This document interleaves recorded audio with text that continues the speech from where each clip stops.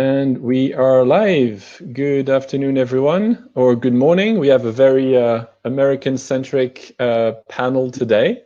So good morning, Steph Laser. Good morning, Adam Solomon. Great to have you here. Can I give you a few seconds to introduce yourself and what you do at your respective companies? Sure. Yeah, I'll start. So I'm Stephanie Laser. I'm the Vice President of Advertising Technology and Operations at NewsCorp. NewsCorp is Wall Street Journal, New York Post, News UK, The Sun and the Times, Realtor.com, HarperCollins Publishing, and The Australian, and a ton of different properties in Australia. So I do advertising technology strategy globally. I help with kind of our long-term and synergistic types of plans. So helping take all of the great stuff that our business units are doing and bringing them together so that we can all benefit from them. And somebody's got a mute. We got echo. All right, we're good now. Let's go. Yeah. Adam Solomon, Chief Growth Officer at Lotame. I head up product marketing and client success teams at Lotame. Lotame is the leading provider of data enrichment solutions for large enterprises. We have offices around the world. We operate in Asia, Europe, Latin America, India, and about over 20 years in the business, almost equally split between working with marketing technology companies and also working on the publisher side, Viacom, Time Inc., and Hearst. And so for our conversation today, I'll bring a little bit of both perspectives to the table based on my past lives. And if I'm not mistaken, you're newly Chief Growth Officer, right? Which is a very fancy title, we have to say. Yes. Well, it's all the rage. You know, everybody wants that, but it's one step beyond heading up marketing. And I think it's also, also apropos for this conversation because whereas before I ran product and marketing, now I added client success because there's always an opportunity to work with clients to help with new solutions and new opportunities. And among those are identity and what identity can bring to the table as well. Great, and we'll talk about this. And we also established clearly that Fox isn't part of the remit of Steph, so don't ask questions about this. If you want to ask questions about anything else, there's a chat on the right-hand side. Yes, there will be a recording of this. You can use the same link that you used to log in today, and you'll be able to watch the recording of the webinar and of the discussion with Steph and Adam. So great. Again, thank you very much both for being here. First of all, a topical question: how are you? Where are you first? And how are you doing? Sure. Yeah. So I am sitting in my apartment in New York City in front of my fiance's board game collection. And it's pretty extensive. You only see a little bit on the side. We're gonna have to talk about that. Okay. Yeah. To the left is the game Pandemic, which is very very ironic to play right now. So yeah, I'm in New York right now.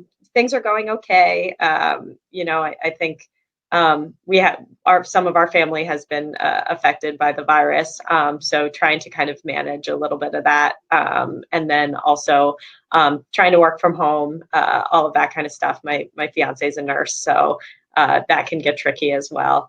So that's sort of what's happening here. Okay, Adam, you're in New York State, yeah, right? So I'm in Smithtown, New York, which is Long Island, about 60 miles east of Manhattan, so out in Suffolk County, the suburbs.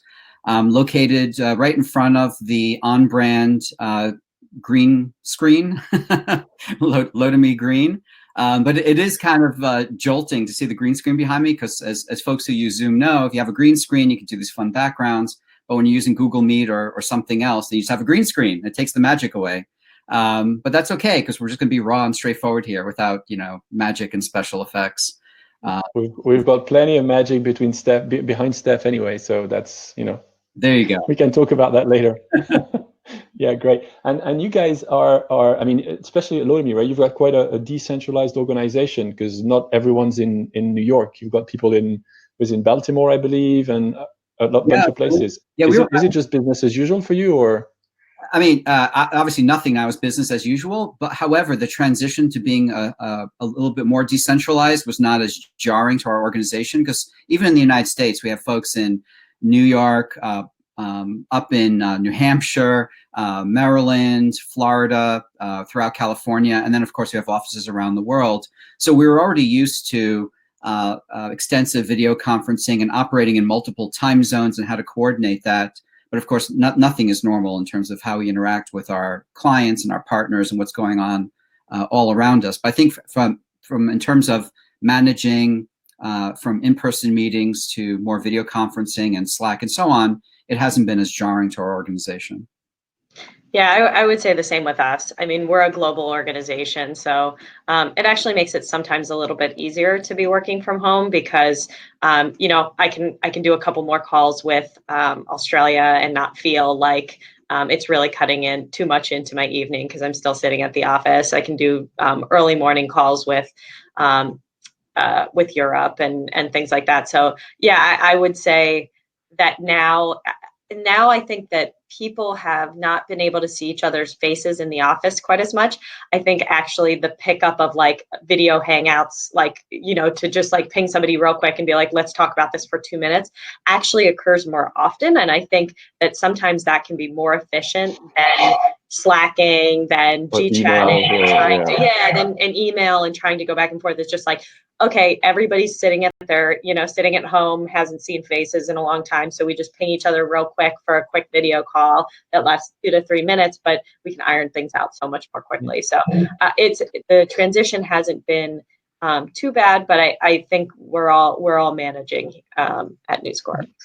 Do you feel like you're accepting more like out of office hours meetings because of that? Do you feel like you're working more? Because we had this, a lot of people were telling me like the initial 2 to 3 weeks of lockdown, everybody's like, oh my God, I'm so swamped. Like I'm working, 7 to 10 every day. Like I can't believe it. Is it the case for you guys as well, or has it kind of calmed down a bit more now? Yeah, this is the first week I actually had a little bit of time to breathe. I mean, it's been pretty wild, everything that's been happening so far. But I will say that I've been doing a good job of like setting apart time, even if that time is in the middle of the day, blocking off calendar for a yoga class or blocking off calendar to sit down and have lunch without actually being connected. So I've been trying to do that. So you do need to set up boundaries. I mean, I created a space and I have an extra bedroom in my apartment in Manhattan. So I set up a space where I'm doing all of my work. And that to me is the workroom now. And then the fun happens in, the where the couch is and all that kind of stuff like that.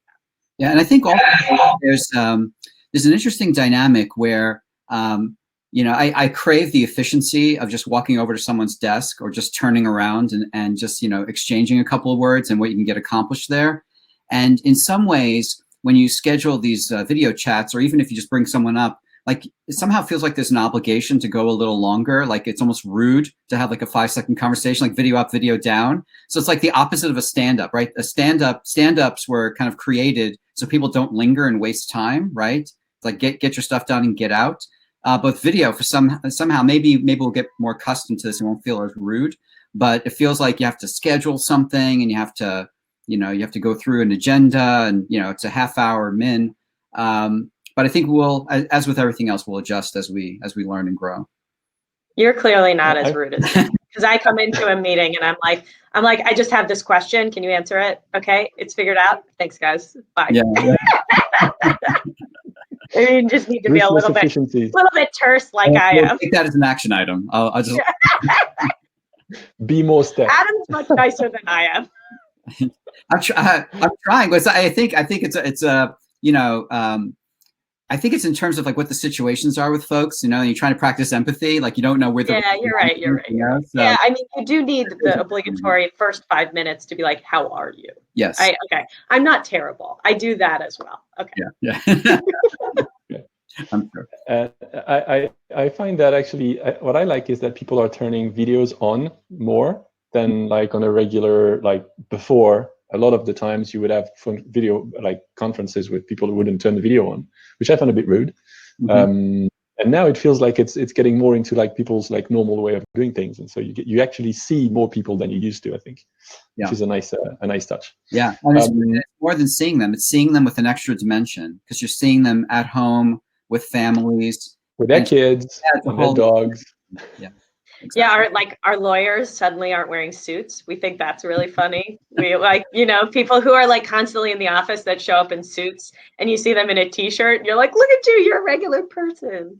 Yeah, you're actually normal. Yeah, there was Ari Paparo did a webinar the other day where he was wearing like a suit and tie, which is very much not like him. And then at the end he got up and he was actually wearing like a khaki shorts and stuff. So like, oh, okay, you're still there. Good. Right. Let's talk a little bit about the how the business has evolved, because obviously that's we're going through a major crisis, which has different impacts. I mean, some industries are shutting down. Some industries are actually seeing more demand, like media being one, from like in terms of like consumer traffic and usage and everything. But obviously advertising is down. So can you give us a bit of an overview of how that's going to play out for you guys? Because we hear a lot of things from like different parts of the world, and you've got an international perspective as well. So what's the situation right now? How is business doing? What's your, I don't know, forecast for the next like 3-6 months? Where do you think we're going? Yeah, sure. So I think at the start of this crisis, we saw what a lot of publishers saw, which was a massive amount of supply, on our side that needed to be filled, which was at the very beginning good for the first about week or so. Then we moved into the time period where budgets started getting pulled from the advertiser side. And you could definitely tell in terms of like the bid density of our open exchange buying. And you could tell that some of our private deals were starting to get pulled back as well. And a lot of the launches of direct campaigns or programmatic guaranteed campaigns were delayed over that time period as well. So then we started to feel the heat of having a lot of supply, but not having a ton of demand. So then we were forced to make some decisions on, how we can change our flooring, how we can try to generate some more revenue there. I think also, news organizations in particular get hit significantly with keyword blocking. And I think at the very beginning, there was the knee-jerk reaction to keyword block the term coronavirus. I think we're at a point right now where that's starting to ease. It is, to me, working at a news publisher, it's extremely problematic that advertisers do things like that, because of the fact that our advertising pays for our news. Now, we have seen an uptick in subscription revenue, but some of our titles do not have subscriptions attached to them. So it makes them difficult. It makes it difficult for them to continue to produce good quality content that our user base needs if there is no real revenue behind that. So that is concerning. I think this whole crisis has exacerbated an issue with digital media that has already existed, which is the idea that the content that people need most is sometimes content that advertisers are deeming to not be brand safe. And I think the issue between brand safety, a lot of the time publishers that are creating good quality content get held to the same same brand quality standards as user generated content, which to me, those two things are completely different, right? An article where you're writing about ISIS versus a video uploaded by ISIS on YouTube are two very different things, and you have to treat that from a brand safety perspective differently. So that has been an issue for us. Now we're starting to see some a slight ramp up, whether that be from no longer keyword blocking coronavirus to advertisers changing their messaging and bringing dollars back into market. But things are starting to look more positive over the course of the next few weeks. But I don't think it's going to be easy, right? And I think that we have to fix some of the issues that as an industry, not just publishers, but we need to fix some of the issues that we have with brand safety, and making sure that we can actually pay for news. Which are not just coronavirus related, right? It's like broader discussion. One comment you're making about bid density, I think, is interesting. Have you been able to measure if the switch of some of the exchanges to first price has had an impact versus like the second price auctions that have been working, which would arguably be more protective of publishers' revenue, right? If you're dealing on first price, then bid density is not as important. Is that something you're tracking, or? So the problem with the idea of of us switching from second price to first price auctions is that there's so much bid shading algorithms that happen, including like minimum bid to win that comes through in most Google auctions, that your first price auction kind of starts to turn into a second price auction when you really think about the mechanics of a company that has significant amounts of machine learning experts who can take data at scale about how the market is functioning. So what you actually end up having is you really still you would think purely, oh, it's a first price auction, like when I set bid density doesn't matter quite as much anymore. Oh no, it still very much matters, especially when there's a significant amount of bid shading that's happening. Yeah, sure. What about you, Adam? Has there been a shift in demand? Like, are there some verticals because like there's no sports, for example, right? So is there like less beer advertising? I don't know if there's a beer intenders segment, but I don't know. Well, have you seen it? For other reasons, beer advertising may be going up. Well, we sit in a very interesting position in the market because we have data management technologies where we work with publishers and media companies to help support first-party data collection and also first-party data enriching with second and third-party data. And then there's another side of our business, which is we're one of the largest providers of data to DSPs and also in some cases SSPs around the world. And so we see different dynamics, and we see this kind of the arc of what's been happening over the past couple of months play out. On the supply side, in terms of our data management technologies, we see exactly what Stephanie just described, where you're seeing page views and activity skyrocketing, but there's not a lot that you can do in terms of first-party audiences. And I think this is also bringing clarity to another dynamic in the market about the promise and the value of first-party data. It really depends on what kind of first-party data and what you're collecting. Now, if it's data related to certain niche interests or activities, that could be very valuable to marketers. If it's first-party data related to general news and so on, it may have a different kind of value, if any, to marketers. So we saw a surge of activity, but our clients were having a hard time figuring out how to use their own first-party data to satisfy marketer needs, whether it was direct or programmatic. And that's where the other side of our business comes in, looking at data consumption. So we work with Google, Trade Desk, MediaMath, and we provide the same data also to publishers. And of course, as been well reported, we saw the swings in categories. You see travel and some other categories go straight down in terms of those kinds of clients and that kind of data being used. But you also see surge in other activity, other types of data, whether it be related to food delivery services or home fitness and so on and so forth. So we see that as well. And we've been able to take the learnings that we've seen on the buy side of the equation in terms of who's buying what on the DSP on the demand side and bring those learnings to our publisher and media clients to say, this is where the activity is, this is what marketers are looking for, and we can help you by enriching your segments or helping you meet those RFPs with direct sold deals or private marketplace deals using those same data sets. So we're getting market intelligence from the buy side that we then bring to the sell side of the equation. Okay, well, that's an interesting insight. Are you seeing what's some of the things we've heard is that, so obviously as you mentioned, right, Steph, beginning of April, a lot of the kind of the month-to-month campaign that were planned have kind of been canceled, and so you had like a bit of a drop.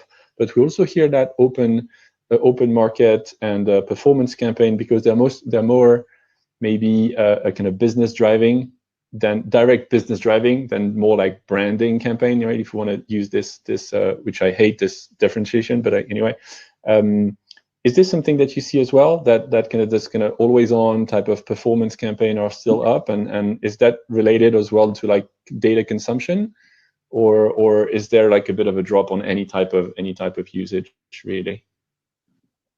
Yeah, I mean, it's really hard to tell when we look at our data exactly whether our buyers are doing direct response or whether they're doing branding, especially because we have sites that are really good for branding versus kind of performance where they're just looking for a user at any place wherever they are.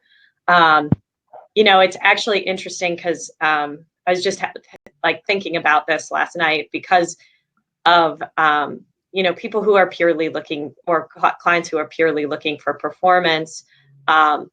Oftentimes they actually, if they're functioning on a strategy that they buy on whatever site exists kind of across the open internet just for performance, it actually starts to prop up some of the sites that that produce misinformation and produce, you know, because if you're no longer creating kind of a whitelist, or you're using, you know, something like NewsGuard to keep you, you know, specifically in good quality branded environments, that you actually start to prop up in times like this, you know, misinformation that exists across the internet. Because the reason why that continues to be created is because those sites can survive on open exchange revenue.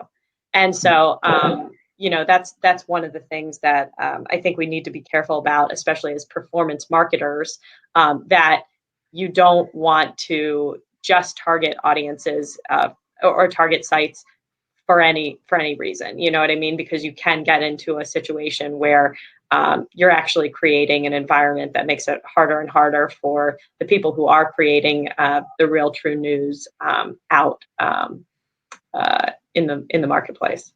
And another dynamic when it comes to brand advertising or performance that I think we see playing out in some of the data that's been reported is that if you look at categories and you look at who's number 1, number 2 in the category, and then number 3 plus, if you're at number 3 plus, now's the opportunity for you to surge forward.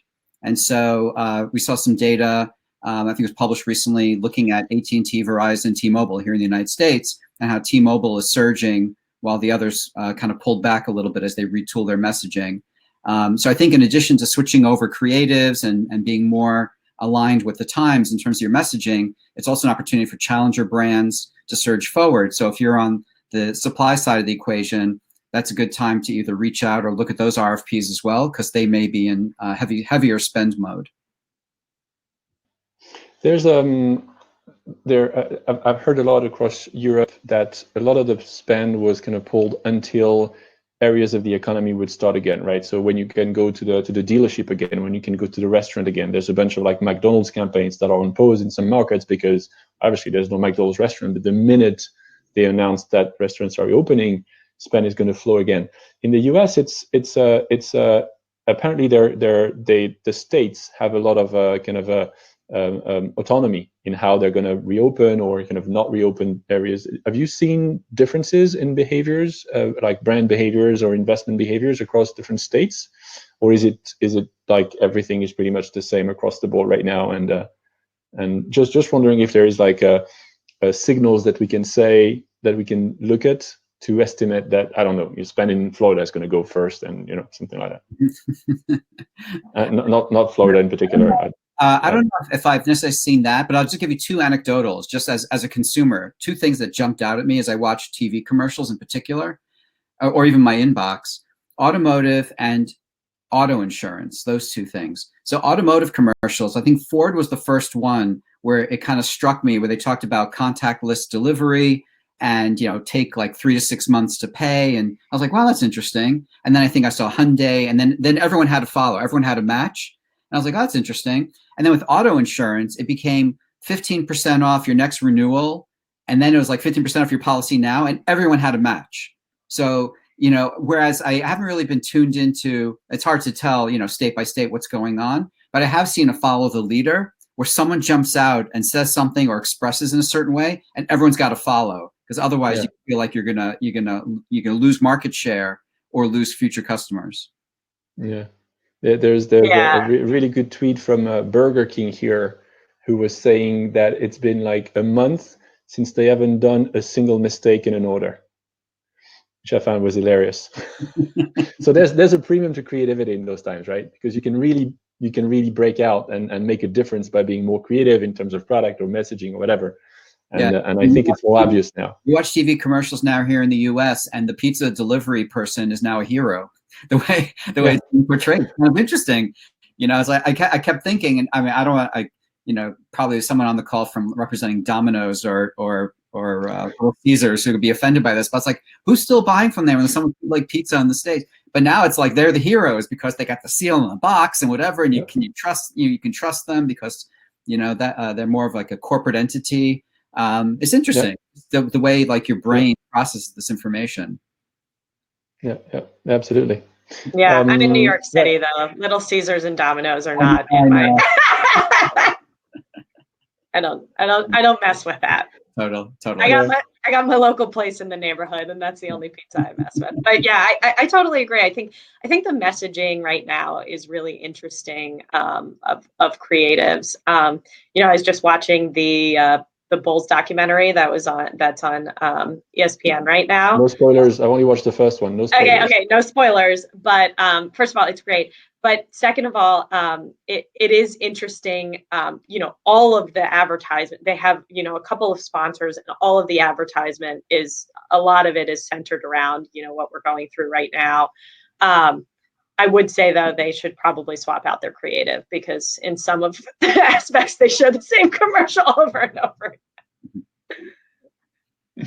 Yeah, they're running it on Netflix in Europe. And okay, got it. So you get it commercial less. I get it commercial free. Absolutely. Wow, so lucky in Europe. We don't have ESPN, so find something else. True. Right. Let's talk a bit about my favorite subject, obviously identity. It's a topic that we've discussed with both of you as well. So we have a bit of a history on this. But I'd like to go back to some of the things we've heard recently around. There's been a lot of initiatives. I mean, it was probably number one priority in everybody's mind until early March.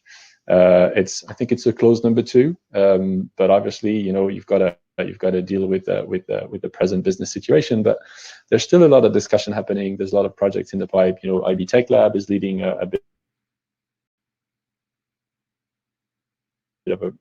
I'm glad to get your perspective, maybe starting with you, Steph, in terms of like the value of identity. We've seen, I think there was a beeswax, a BitSwitch, report a few weeks ago showing that basically CPMs on Safari were about half what they are on Chrome, right? Which is one way to measure the value of identity, because you don't have identity in Safari. So how much cheaper or how much value do you lose by not having identity? More or less similar data points from Google in their September 2019 report as well. How are you looking at this? Is it something that you track first? Do you have this kind of monitoring of CPMs by different types of campaigns, different types of browsers? And yeah, starting with this analysis of the situation. Yeah, sure. So absolutely, we definitely track environments where third-party cookies can't be read versus environments where they can, and the difference is pretty stark between how our Safari, any of those studies that are like, oh, Safari is significantly lower than Chrome. It's like, okay, duh, we've been seeing that for like almost a year, or longer actually. So ever since kind of the first ITP came out, we've seen a consistent decrease in Safari CPMs, and I think I think it really it presents an opportunity for publishers, especially from a first-party data perspective, because I think when we start talking about like a cookieless ecosystem, it's not really a cookieless ecosystem. What it is it's one that we have first-party cookies, and first-party cookies they matter. So, we have our first-party data product, which is called News IQ, where we collect our own first-party data, and we're working right now on activating that in areas like Safari. Basically, creating a project plan where we can kind of upsell into arenas where third-party cookies can't be viewed, and we have 12 initial kind of like launch segments on our first party data that are purely first party. And we're continuing to kind of build that asset using lots of different pieces of our business, right? Using kind of editorial, using product, using, making sure that everybody is kind of aligned in the organization, that the collection of first party data is important. But we're not unique, right? There are tons of publishers who are doing the exact same thing right now. What does need to be solved is that we need to be able to still do things like frequency capping, still do attribution, which we all need identity for something like that, especially across multiple different domains. I think it puts us at huge risk. The independent ad tech ecosystem, it puts them at huge risk when we don't have kind of a singular identifier that the industry uses. That risk is real, especially when companies that have first-party cookies on their users, like platforms, the Googles, the Facebooks, the Amazons of the world, they'll still be able to identify people in a first-party context. And somebody like Google is, who also owns the Chrome browser, is just as we've seen with DFP and AdX, those were two very separate systems until it behooved them to mesh them together. Suddenly, everybody's saying, oh, Chrome, it's a totally different system than ads. And I'm like, okay, it's only going to take a little while before they realize, oh, we own both these things. Let's figure out how to make them work best together. So I think we need to keep an eye on the things that are going to happen in the limitation of reading third-party cookies in terms of how big tech can advantage themselves at that point in time. Yeah. What's your, obviously, with Lotame, you serve both the sell side, right? So this kind of first-party data approach, publisher-specific, usually very valuable, right? Very well qualified. And then there's also the buy-side approach, where brands want to be able to target according to their own criteria and target consistently across a list of publishers. How do you not rate the two, but what's your perspective on both sides? How can they coexist, or how can one replace the other if we can't do one anymore? Well, first an observation. In the past few minutes, we talked about identity, first-party cookies, third-party cookies, first-party data, and third-party data almost interchangeably. We just moved it around, and we just kept using the same terms, or use those terms in interchangeable ways. And as you may have seen from some of my blog posts and such, that is something that I've been out there trying to get, especially folks in our industry who kind of know the differences, to be more precise in our language, because we're really confusing people who maybe aren't as precise. And so for example, first-party data, it used to be, or maybe even still primarily, first-party data is collected and managed in association with third-party cookies. Third-party cookies is a back-end tech that's being used to collect an entity's data. Now, when third-party cookies are blocked, you can use first-party cookies to store that ID, that profile ID, or local storage. However, if you're a multi-domain media company, so you have more than one domain, having an ID and a first-party cookie or local storage means the data collected on that domain is trapped there and cannot get to the other domain. So even when someone says, well, I've got my problem solved, no third-party cookies, I can use first-party cookies to collect and organize all my first-party data, it's still not so if you have multiple domains, unless you have authentication, or you're going on a common domain, or using probabilistic graphing, or something else. Not just in cookie world. In mobile ID world, it's a different story. So I think that it's not serving us well when we use these things interchangeably. In addition to that, when it comes to identity, if by identity you mean people or notions of individuals, that's not necessarily a single cookie ID. A cookie ID could be associated with a notion of identity, but one of the reasons why we found ourselves in this place where there's been pressure on our industry from outsiders, from governments with regulation, but also the browser manufacturers have taken it upon, the browser developers have taken it upon themselves to protect the consumer by blocking cookies. It's also because when it comes to privacy, that's to do with people and how their data is used, but somehow that's now been completely commingled with notions of cookies. You know, so like if you, from a privacy perspective, if you asked a consumer, can I use your data in this manner? Can I collect data on you? Can I use it for this manner? It shouldn't matter behind the scenes what kind of technology, first-party cookie, third-party cookie, authenticated, what's back there. The important thing is the interchange with the consumer and what the consumer is allowing and what the rules of the road are between the consumer and the publisher, the consumer and the marketer.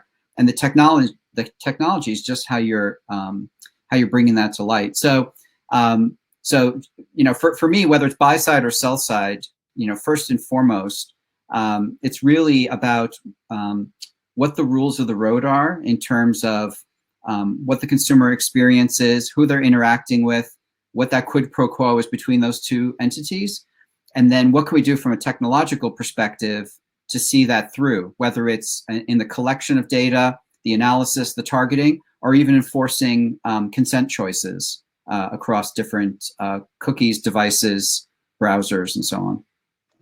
I totally agree that the within kind of people who understand, we're easily going from one to the other because we're familiar with this. I think it's confusing from the outside to kind of understand why first-party data and first-party cookie are not necessarily the same thing or not necessarily connected to each other. And I've also written a couple of blog posts about this topic of identity IDs is one thing, and data is another thing, and they're not necessarily bundled with each other. But there's a lot of things to unpack in what you're saying. I agree with you that we need to be more transparent. I don't think we have a chance of convincing anyone that using individual identifiers to wherever that is, right, whatever the storage space, is not personal data. I think that ship has sailed. I think GDPR has taken a stance, CCP has taken a stance, and from now on, this is the new normal. Even though we don't have a phone number, an email address, a name, or whatever.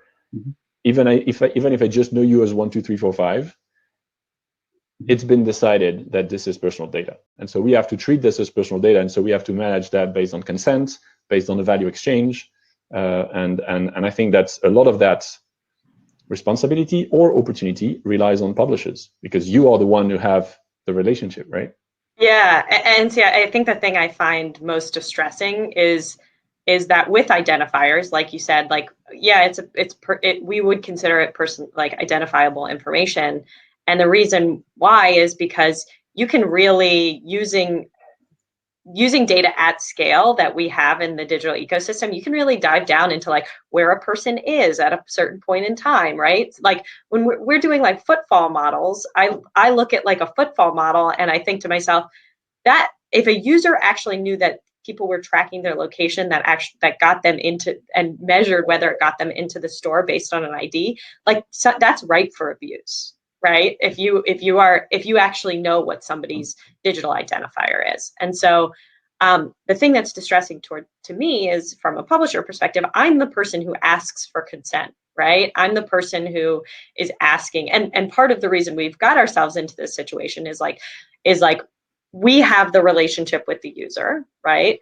And we ask for their consent. But through the value chain, I want some sort of assuredness or some sort of I want to make sure that I'm able to know that people aren't abusing this data down the value chain. And I can't guarantee that today in the way that the ecosystem works. And I'd like to be able to guarantee that in the future. But that's where I think is actually going to be an opportunity because it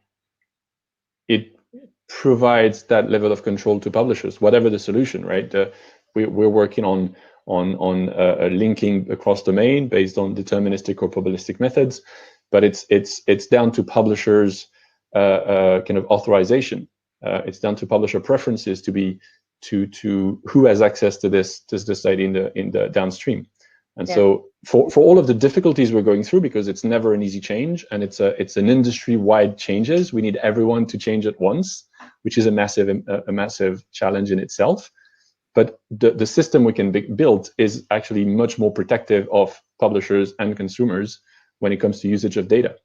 Isn't there an inherent tension in terms of, it's kind of a rhetorical question, but inherent tension between what the browser developers are doing and our ability to do right by the consumer, as Stephanie described? So even in Safari, on a single site, every other day, a new ID is generated. And even if that consumer expressed their choices or their preferences on one day, 2 days later, it's like Groundhog Day. You don't know that anymore because you don't know it's the same person. So between an individual and let's say the New York Post, a consumer has said, New York Post, I'd like you to, you can collect my data, you can use it for these two purposes, you can't use it for that. That's our relationship. From a technology perspective, the way cookies work in browsers, you can't do right by the consumer because the browser developer has basically said, we will not persist identity in any way, even for these opt-out choices. We're just going to keep eradicating these cookies.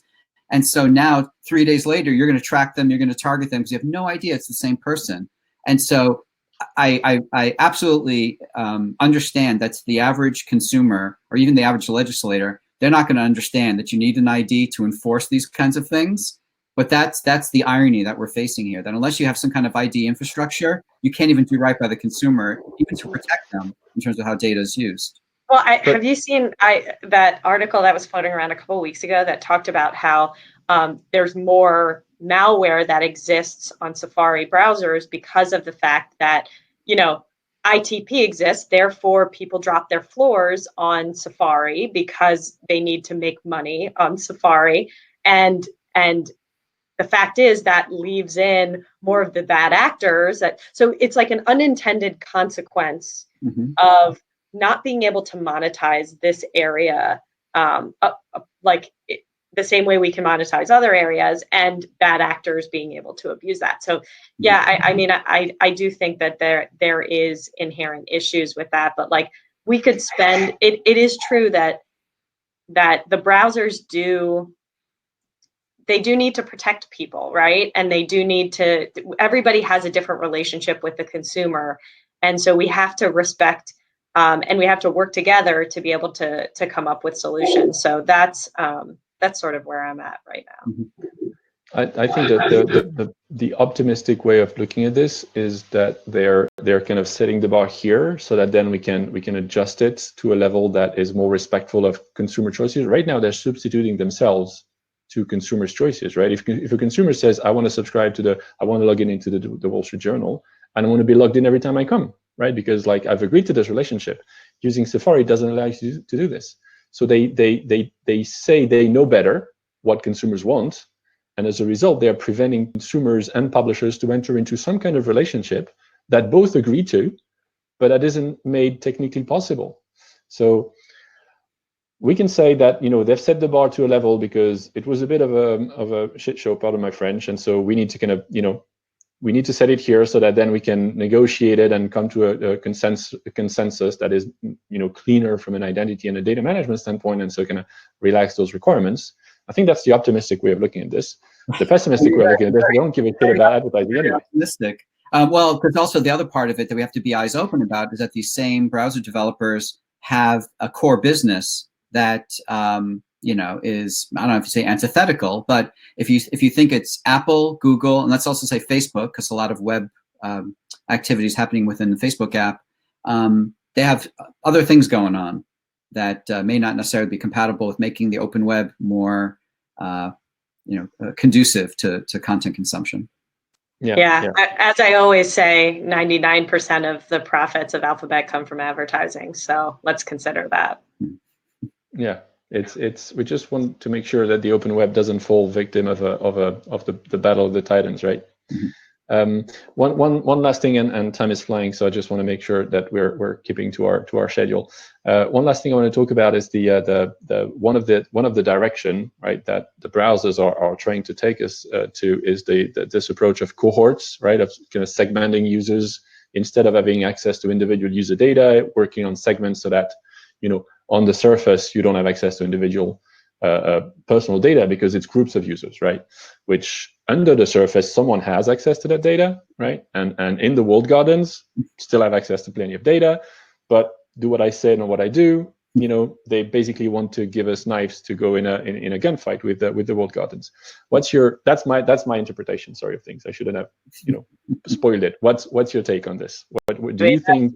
That's my interpretation too. I mean, the fact is, like, we need the form of identity is important for cores to digital advertising, like targeting, but also like frequency capping, right? So if it's not even target frequency capping, just like not showing people a ton of ads or showing them not enough ads to get them to, to respond, or something like attribution, like how do you know exactly like what works and what doesn't work? And so just like you said, bringing knives into a gunfight, it's like, we're in this area where you would be able to, on Google's platform, still be able to do all of that same individual target, but for independent ad tech platforms, you wouldn't be able to do the same thing. And so how can you determine whether your models are working? How can you determine whether your frequency capping is working? It makes it more and more difficult, more and more opaque from the buy side. So yeah, I mean, the just get a test video. Yeah, always. So well, that's why you invited me on here, because this is my this is the hill I'll die on. But Leah, it's just like I just want to make sure everybody has to abide by the exact same rules, right? It's like a platform should have to abide by the same rules as independent ad tech, and it should even the playing field, because we're not just talking about privacy, we're not just talking about identity, but we're also talking about antitrust. You know what I mean? Like we're dealing with a behemoth, right?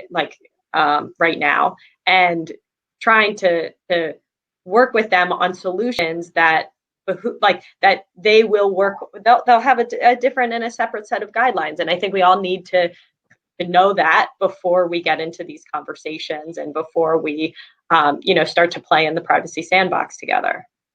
Yeah, I mean, I think inherent in your question is the answer I would give, which is I love cohorts. Lotame segments are cohorts. We know the IDs that are under the hood the same way Google knows the IDs and Facebook knows the IDs and everyone else. We don't have to disclose, or most of the time we don't disclose those IDs, depending on what the nature of the relationship is. A marketer who buys against our segments does not know ID by ID. They're buying a cohort.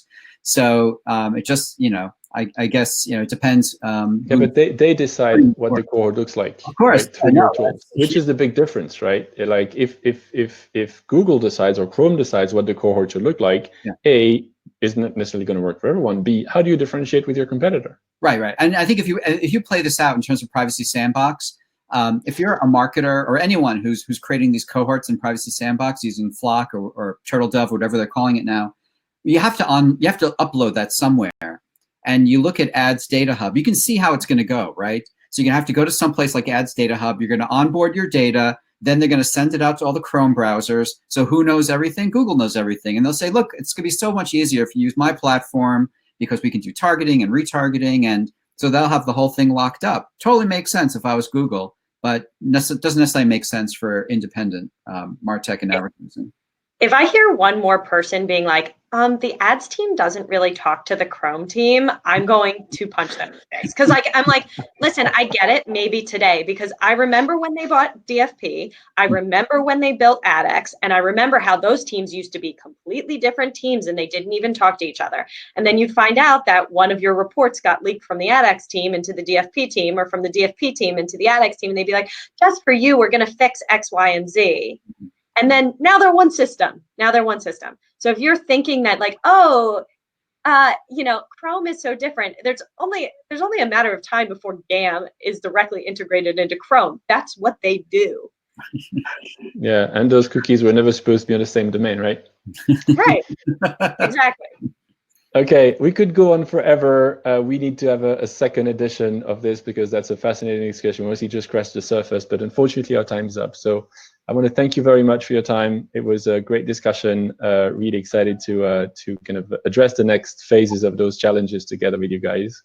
For everyone who's listening, if you've missed anything, the recording will be available, and we will be back next week with another exciting episode of the Laptop Side Chat. Thank you, Steph. Thank you, Adam. Good to see you. Thank you guys. Stay safe. Bye. Bye. You too.